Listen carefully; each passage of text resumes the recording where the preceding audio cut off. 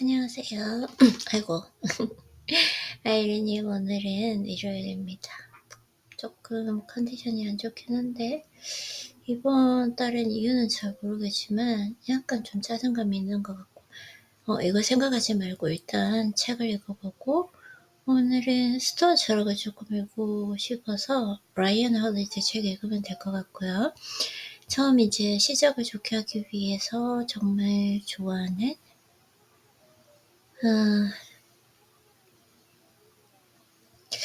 우리 사이드 유토리님 책 읽어보도록 하겠습니다. 아내의 풍요로운 파동이 남편의 금전운을 높인다. 그 행동의 이유는 바로 그는 아내가 좋아하는 일에 돈을 펑펑 쓰더라도 그 덕분에 아내의 밝고 즐거운 파동이 가족의 운을 높인다는 사실을 알고 있어서입니다. 그 아내는 마음껏 쇼핑을 즐기니까 항상 밝은 파동을 퍼뜨릴 수 있는 것입니다. 그 덕분에 남편도 돈을 꾸준히 벌어들일 수 있습니다.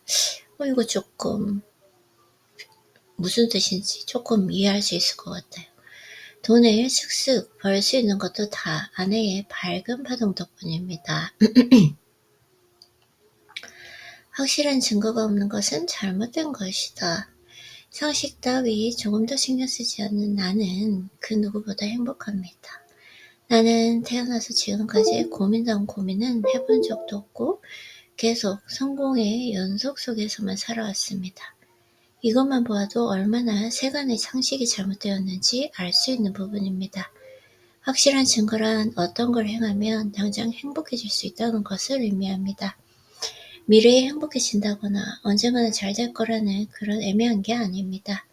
실천하면 바로 확실한 증거가 따라옵니다. 그게 바로 올바른 사고방식입니다. 지금 이 순간부터 행복한 기분을 맛볼 수 있습니다. 이런 걸 바로 확실한 증거라고 합니다. 즐거운 생각을 떠올리기, 좋아하는 일 하기. 그렇게 하면 바로 행복해지니까 그것이야말로 틀림없는 정답입니다. 그리고 신 역시 그런 확실한 증거가 있는 삶을 바라고 있습니다. 좋아하는 것이 많은 사람일수록 인생을 행복하게 살 수 있습니다. 항상 인생을 즐기고 밝은 마음으로 가득 차 있는 사람일수록 운도 좋아집니다. 내가 있는 곳에서 퍼즐의 조각이 딱 맞아떨어지는 것. 그건 내가 특별한 사람이어서가 아닙니다. 내가 좋아하는 것과 즐거움을 소중히 하며 그 누구든 성공할 수 있고 행복해질 수 있습니다. 내가 있는 곳에서 퍼즐의 조각이 딱 맞아떨어지는 것. 그건 내가 특별한 사람이어서가 아닙니다. 내가 좋아하는 것과 즐거움을 소중히 하면 그 누구든 성공할 수 있고 행복해질 수 있습니다. 유유상종 파동의 작용. 파동이 같은 것끼리는 서로 끌리는 법칙이 있습니다. 흔히 유유상종이라는 말을 하는데 아이고, 왜 이렇게 힘이 없죠? 일어난 지 얼마 안 돼서 조금 있어야지. 계속 루틴 기계적으로 해볼게요. 흔히 유유상종이라는 말을 하는데 그건 파동에 의한 현상입니다. 내 주변에는 즐겁게 사는 사람들이 자연스럽게 모이는데 그 이유는 바로 내가 항상 즐거운 파동을 내보내고 있기 때문입니다. 나의 즐거운 파동이 공명하는 건 오직 즐거운 사람들 뿐이니까요. 중요한 건 서로의 파동이 공명하면 싱크로니시티죠. 싱크로니시티, 예감과도 같은 우연의 일치가 일어난다는 점이다. 예감과도 같은 우연의 일치, 싱크로니시티. 그 결과 동시에 같은 생각을 하거나 같은 장소로 가거나 혹은 우연한 만남이 일어나기도 합니다. 예를 들어 우연히 유튜브 동영상 공유 서비스 같은 곳에서 내 이야기를 듣거나 나의 책을 접하거나 아니면 내 저자의 강연에 참석하기도 하는 식으로 말입니다. 그렇게 자연스럽게 같은 파동의 것이 서로 끌어당기게 되는 법입니다. 당신은 언제나 즐겁게 놀고 좋아하는 일을 마음껏 해야 합니다. 그렇지 않으면 어떻게 강력한 밝은 파동을 내뿜을 수 있겠는가? 당신이 즐겁게 노는 건 주변 사람을 구하는 일이기도 합니다. 누군가에게 밝은 기운을 주려면 말 같은 건 오히려 필요가 없습니다. 차분히 대화를 나누거나 뭔가 조언을 해주려고 애를 쓸 것도 없습니다. 고민하는 사람, 풀이 죽은 사람에게 필요한 건 당신의 밝은 파동입니다. 물론 절박한 상황일 때는 적절한 대치가 필요하지만 그렇지 않으면 상대방이 무슨 말을 하더라도 그냥 흘려듣고 당신은 놀러만 다니면 됩니다. 그래서 즐거운 일과 재미있는 이야기를 기관총처럼 쏘아대면 됩니다. 대처법이 문제입니다. 물론 그 사람과 어울리면서 당신에게 무엇 하나 좋을 게 없다면 굳이 억지로 함께 있을 필요는 없습니다. 같이 있으면 즐겁고 배울 점이 많다거나 그렇게 당신에게 어떤 이득이 있다면 함께 어울리는 게 좋습니다. 그뿐입니다. 남의 눈에 참견하는 게 아니다. 나는 가벼운 마음으로 이발소에 가보라고 말한 거지만 어쩌면 그 사람은 주머니 사정이 좋지 않아 이발소에 못 가는 것일지도 모릅니다. 그때 난 사람에게는 여러 가지 사정이 있다는 사실을 깨달았다. 여러 가지 사정이 있다.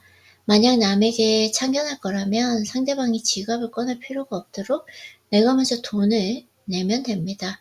그렇게 하지 못하겠다면 처음부터 참견하면 안 됩니다. 물론 아무도 당신의 돈에 이러쿵저러쿵 않는 대신 자기 책임은 반드시 져야 하지만 말입니다. 나는 예전부터 자유롭게 살아야 행복해질 수 있다고 끊임없이 말했습니다. 제자가 스승보다 뛰어나도 좋다. 외모와 인간성은 상관없다. 내 방식대로 말하자면 매화는 추운 겨울을 좋아하는 것뿐입니다. 억지로 애써서 추운 날씨에 꽃을 피우는 게 아니란 말입니다. 매화는 매화가 편한 대로 꽃을 피웁니다. 보리는 보리가 편한 대로 알곡을 맺습니다. 세상은 전부 그렇게 돌아가게 되어 있습니다. 추운 겨울에 꽃을 피우는 데는 매화에게 뭔가 좋은 부분이 있어서 그런 것입니다. 벌새는 자신에게 편리한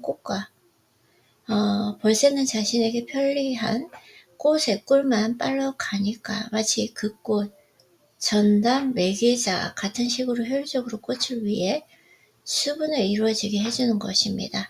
자연계에서는 이런 식으로 서로에게 이익이 되는 짝이 많이 있어서 이에 맞춰 진화하고 있습니다. 매화와 추위도 어떠한 이유가 있는 짝입니다. 매화는 자기에게 이득이 있으니까 추운 날에 꽃을 피우는 것뿐이지 우리가 박수갈채를 보내며 따라 할 만한 게 아닙니다. 각자 나름의 상황이 있는 것입니다. 표면적인 것만으로 판단해선 안 됩니다. 아무 대꾸를 못하더라도 평소에 나도 할 말이 있을 때는 한다고 생각하는 것만으로도 당신의 파동은 강해집니다. 세상에서 일어나는 일을 이게 사실일까 하는 시점으로 보면 전혀 다른 풍경이 눈에 펼쳐지게 됩니다. 남과 다른 해석을 함으로써 뜻밖의 진실을 찾을 수도 있어서 참 재미가 있습니다. 이득을 보고 더 큰 이득을 취하라. 이게 정답입니다. 그런데 어떻게 가능할까 하고 의문을 품겠지만 실제로 내가 그런 인생을 걸어왔습니다. 맛있는 라면을 내놓을 자신이 있다면 쓸데없는 서비스는 하지 말고 처음부터 정가로 승부하면 될 일입니다. 5,000원짜리 라면이라도 손님에게 이거 10,000원의 가치가 있다라고 말할 정도의 라면을 제공하며 그 가게는 반드시 번창합니다. 좋은 일은 반드시 모두가 이득을 보게 되어 있습니다. 그 누구도 손해를 보는 일이 없습니다. 남에게 친절을 베푸면 가끔 자기에서 호구되기 딱 좋다라는 말을 들을 때가 있는데 남을 친절히 대하는 건 결코 손해보는 일이 아닙니다. 사실 남을 친절하게 대하면 나 자신도 기분이 좋아지지 않나요? 게다가 상대방이 고마워하기도 합니다. 서로 이득을 보게 됩니다. 좋은 일이라는 건 원래 이런 식으로 이득을 보고 더 큰 이득을 보도록 되어 있는 것입니다. 만사가 잘 풀리는 사람은 수고를 들인다거나 소리를 본다거나 하는 생각은 안 합니다. 오히려 인간으로서 당연하게 누구에게든 잘해주고 싶다거나 내가 누군가의 도움이 될 수 있다면 얼마든지 힘을 빌려주고 싶다고 생각합니다. 그 계약을 하지 않는 덕분에 이후 더 큰 계약을 따냈습니다. 이런 경우는 손해를 보았지만 결국 큰 이득을 본 게 아닌가요? 평소의 경영 체질이 시험대에 오르는 상황입니다. 평소에 건전한 경영을 굳건하게 해나가야 합니다. 그런데 하기 싫은 일이라서 거절할 수 있는 건 비탄화지지 않고 회사 경영을 하고 있거나 혹은 경영 상태가 탄탄하기 때문입니다. 그렇지만 평소에 충분한 식량을 비축하는 사람이라면 상한 빵은 절대로 안 먹을 것입니다. 그와 마찬가지입니다. 작은 회사라도 뼈대가 튼튼하면 진상 손님이 오더라도 당신과는 일 안 합니다. 라고 거절할 수 있습니다. 뼈대가 튼튼하면. 그 순간에만 해당하는 문제가 아닙니다. 아주 이전부터 쌓은 경영 체질이 상황을 좌우하는 것이다. 돈 공부는 3세부터 시작해도 늦다. 어린아이도 자신의 돈을 스스로 관리하게 되면 돈을 소중히 할 줄 알고 소비의 계획성을 익히게 됩니다. 어린아이부터 금전 관리를 시키면 돈만이 아니라 인생의 여러 가지를 스스로 정할 수 있게 됩니다. 돈에 관한 공부를 통해 나답게 살아가는 힘을 익히게 된다. 남과 사이좋게 지내는 일에 에너지를 쓰지 않아도 됩니다. 미안하지만 설령 이론상 상성이 잘 들어맞는다고 하더라도 나 같으면 싫은 사람을 도저히 좋아할 수는 없을 것입니다. 나는 그렇게 보기도 싫은 사람을 친구로 불러야 하는 이유를 도저히 이해할 수가 없습니다. 우리는 예전부터 모두가 사이좋게 지내라 라고 하는데 나는 친하게 지내는데 에너지를 쓸 필요가 없다고 봅니다. 그런 일에 소중한 에너지를 쓰고 싶지 않습니다. 에너지를 쓸 바에야 좋은 일에 쓰고 싶습니다. 정말로 마음이 맞는 사람이라면 의식하지 않아도 상성이 좋다는 걸 알 수 있고 노력 같은 건 하지 않아도 자연히 좋아지게 되는 법입니다.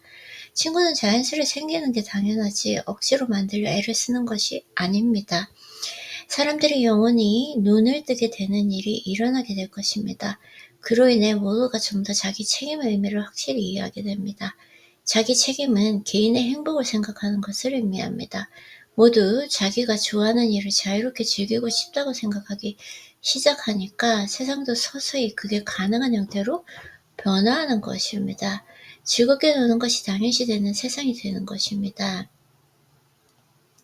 개인의 행복이 당연해지면 남에 대해서 이러쿵저러쿵 말하게 되는 일이 없어집니다. 왜냐하면 내가 아주 행복하고 노력과 인내라는 괴로움이 없는 세상에서 살기 시작하면 자연히 다른 사람의 행복도 바라게 되니까요. 사람은 나만 즐거워서는 진정한 행복을 느끼지 못합니다. 나의 소중한 사람이나 주변에 있는 친구도 즐거워해야 행복하다.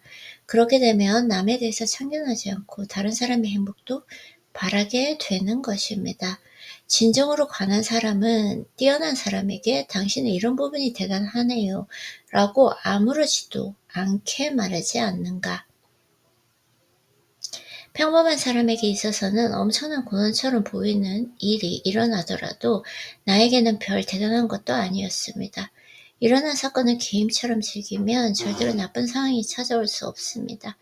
이 세상은 근성으로 통하는 게 아니라 어떤 장애물이 생겼을 때 그걸 어떻게 통과할 것인지의 방법론만 생각해내면 됩니다. 당신은 정말로 고민하고 있는가? 지금 이 책을 읽는 여러분처럼 정신력을 제대로 공부한 사람은 어찌된 일인지 돈이 궁할 일이 없습니다. 만약 나는 충분한 준비가 안 되어 있는데요 라고 하더라도 정신력을 배운 사람이라면 앞으로 나 자신이 고생하지 않을 길을 향해 나아갈 수 있습니다.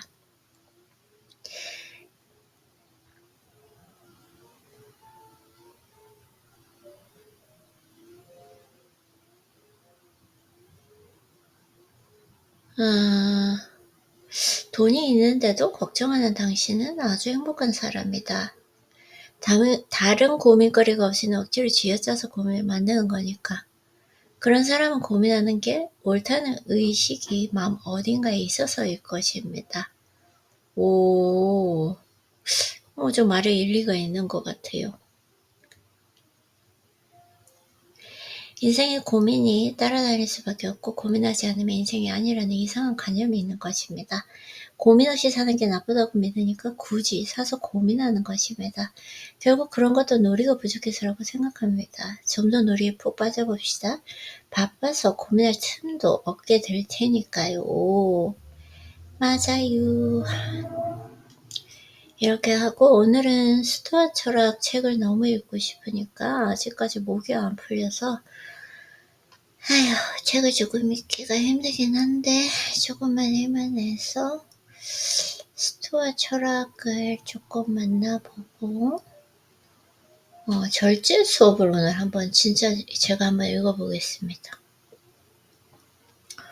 절제수어 라이언 홀리데이. 제가 정말 좋아하는 스토아 철학을 연구하고 탐구하는 철학자죠.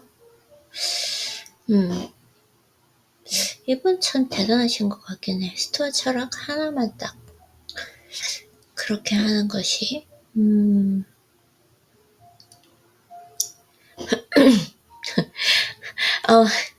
저한테 딱 필요한 아니 제가 지금 제가 오늘 조금 후회하고 있는 여기에 딱 필요한 이걸 지금 하고 있어. 강한 자는 적게 말한다. 무뚝뚝할 정도로 최대한 적은 수의 단어로 뜻을 표현했던 스파르타 사람들의 간결한 말투는 그들의 자기 절제 문화에서 비롯되었습니다.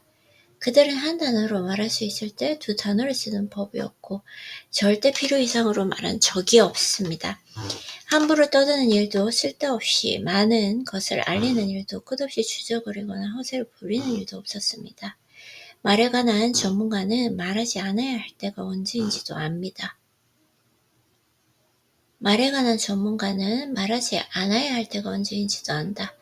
어리석은 사람이 조용히 입 다물고 있지 못한다는 것은 분명하오. 그보다 더 많은 것을 알면서도 더 적게 말하는 사람을 찾는 것은 불가능하다. 강한 사람은 더 적게 말함으로써 깊은 인상과 두려움을 심어줍니다.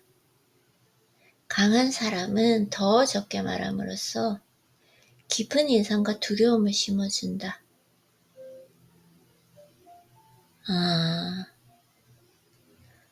강한 사람은 더 적게 말함으로써 깊은 인상과 두려움을 심어준다. 강력한 존재감은 오히려 그런 언행을 하지 않는 절제에서 나옵니다.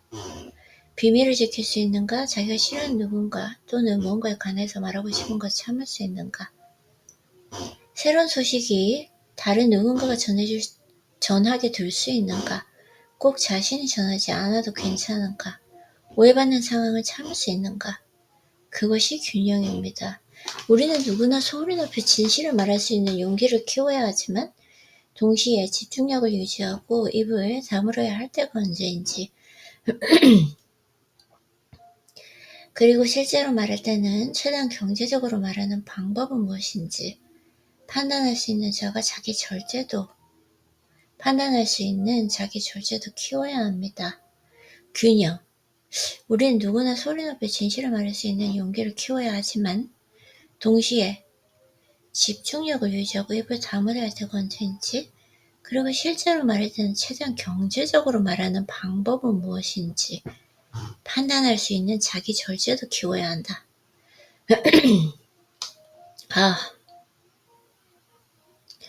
죄송해요. 지금 컨디션이 안 좋아요. 죄송해요. 제가 어제 모든 생각을 다 말로 표현해야 하는 것은 아닙니다. 언제나 자기 의견을 밝혀야 하는 것도 아닙니다. 특히 아무도 묻지 않았을 때는 더욱 그렇습니다. 대화가 끊겼다고 해서 자신이 그 공백을 채워야 하는 것도 아닙니다. 다른 사람들이 모두 말하고 있다고 해서 우리가 대화에 뛰어들어야 하는 것도 아닙니다. 어색해도 그냥 앉아있으면 됩니다. 침묵을 자신에게 유리하게 이용할 수도 있고 가만히 기다리며 지켜볼 수도 있습니다. 자기가 한 말 때문에 후회하기보다 하지 않은 말 때문에 후회하는 것이 낫습니다. 우리가 말할 때 그 말은 중요한 말이어야 하고 또한 무언가를 의미해야 합니다. 말할 자유는 권리이지 의무가 아닙니다. 귀는 둘이고 입은 하나다. 이 비유를 올바르게 존중하십시오. 사람들이 우리가 더 많이 말하기를 바라게 해야 합니다. 무슨 생각을 하는지 궁금하도록 말입니다. 말수를 줄이면 자신이 하는 말에 더 큰 무게가 실립니다. 말하지 않는 것이 더 나쁘다는 확신이 들 때만 말할 수도 있습니다. 행동이 대신 말하게 하는 것도 좋은 방법입니다. 결정적인 순간이 올 때까지 기다리라. 야망을 경계하라? 야망을 경계하라? 우리는 계속해서 질문해야 합니다. 그것이 자신에게 정말로 가져다 주는 것이 무엇인가? 실제로 이 일로 자신이 얻은 것은 무엇인가? 나폴레옹의 성취가 그를 행복하게 해 주었던가? 권력과 부는 나폴레옹에게 안정감조차 주지 못했습니다. 나폴레옹은 명백히 그가 느껴 마땅한 감정인 죄책감과 수치심 위에 아무것도 없는 상태로 두 번째 유배된 바다 한가운데 섬에서 외로이 죽음을 맞이했다. 이렇게 비판한다고 해서 모든 성취를 조롱한다는 뜻은 아니고, 그치. 어떤 시도도 하지 않는다면 세상이 어떻게 되겠는가? 아무도 더 나아지거나 더 많은 일을 하려고 진취적으로 나서지 않는다면 어찌 되겠는가? 우리에게 야망, 즉 추구하는 어떤 목표가 없다면 우리가 아니요 라고 거절해야 하는 그 사소한 일이나 우리 주위를 산만하게 일은 어찌 알겠는가? 야망은 좋다. 다만 그것을 적당히 조절해야 할 뿐이다. 야망은 좋다. 다만 그것을 적당히 조절해야 할 뿐이다. 자기 절제의 모든 요소가 그렇듯이 야망에 대해서도 중요한 것은 균형이다. 자기 균형이다. 균형. 자기 욕구를 완전히 제거를 해놓을 거면 영적 완성을 위해 모든 사람과 모든 것을 거부하는 수도승이나 사제는 계속해서 불을 쌓고 또 쌓는 억만장자나 은퇴는 전혀 고려하지 않는 주전 선수와 별반 다를 것이 없다. 그렇다면 아무 꿈도 꾸지 않고 아무것도 믿지 않으며 아무 시도도 하지 않는 사람은 어떨까? 이 경우도 별 의미가 없기 매한 가지다. 항상 균형이요. 그치? 균형, 좋아. 여기서 우리가 말하는 것은 진정한 절제입니다. 영국의 극작가 세익스피어가 경고했듯이 자신의 무한한 야망이 그 자신마저 뛰어넘기 전에 야망을 견제할 수 있는 자의식과 가치관이 있어야 합니다. 이성을 잃고 휩쓸려 가는 것을 막아줄 브레이크가 없다면 야망은 행복을 앗아갈 뿐만 아니라 아예 우리를 파괴해 버릴 수도 있습니다. 그리고 만족은 모르는 정복자가 하나같이 그랬듯 다른 사람들에게까지 해를 입힐 수가 있습니다. 그들이 일으킨 전쟁의 무고한 피해자든 그들이 사다리로 올라가는 동안 이용하고 버린 사람이든 우리가 좋은 기분을 느끼거나 적당히 괜찮은 사람이 되는데 꼭 성취가 필요한 것은 아닙니다. 그렇다면 우리에게 필요한 것은 무엇일까? 사실 그리 많은 것이 필요하지 않습니다. 약간의 음식감을 우리가 도전해볼 만한 일, 역경 속에서도 차분한 마음, 잠, 단단한 일상, 우리가 헌신할 대의, 더 잘하려고 노력하는 일 정도만 있으면 된다. 나머지는 모두 격가지일 뿐이다. 그래요?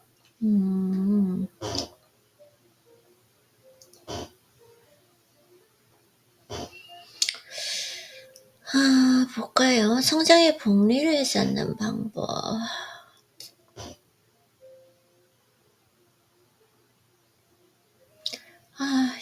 책을 읽는 것조차 지금 조금 힘들어가지고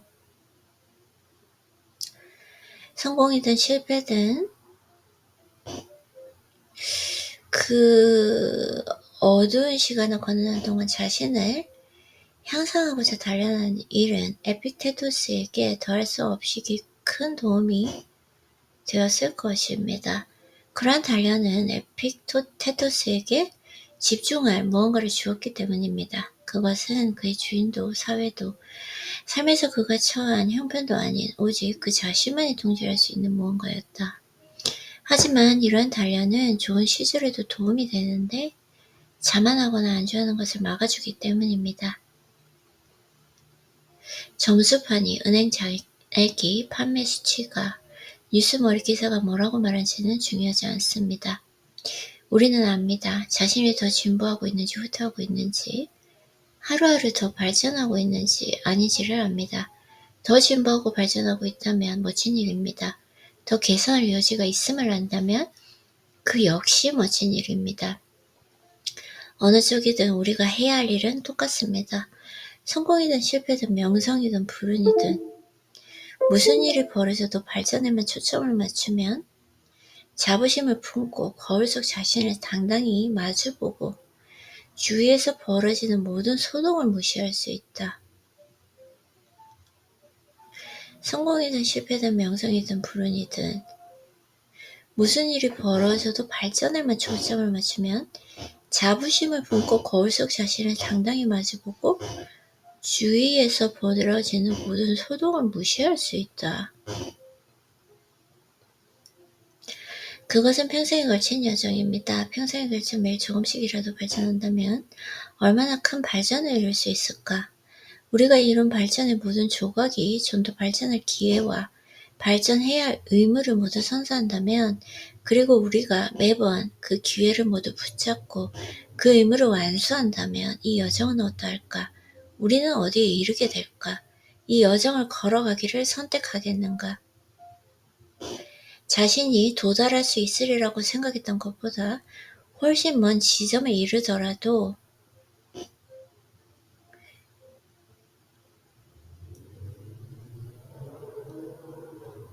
이 여정을 걸어가기를 선택하겠는가? 자신이 도달할 수 있으리라고 생각했던 것보다 훨씬 먼 지점에 이르더라도 계속 그 길을 가겠는가?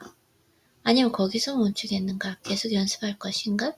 아니면 그 정도는 충분하다고 적당히 그만둬도 괜찮다고 생각하겠는가? 현재 그 상태에 머물 것인가? 아니면 자기 능력으로 이룰 수 있는 그 존재가 되어보겠는가? 일단 더 나아지기를 멈추었다면 갈 수 있는 방향은 하나뿐입니다. 내가 할 수 있는 최선을 다하라. 그리고 다시 또 최선을 다하라. 그런 다음에도 나아지는 것은 아무리 자글망적 개선하라. 그것은 아름다운 역설입니다. 우리는 자신의 발전에 절대 만족하지 않지만 그러면서도 항상 만족스럽습니다. 그것은 우리가 계속 발전하고 있기 때문입니다. 이를 시간을 내 편으로 만드는 방법.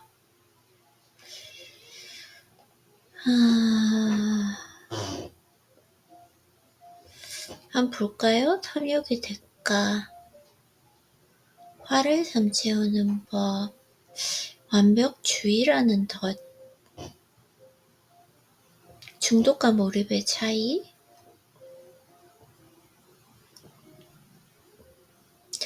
절제는 전염된다. 한번 읽어보도록 할게요.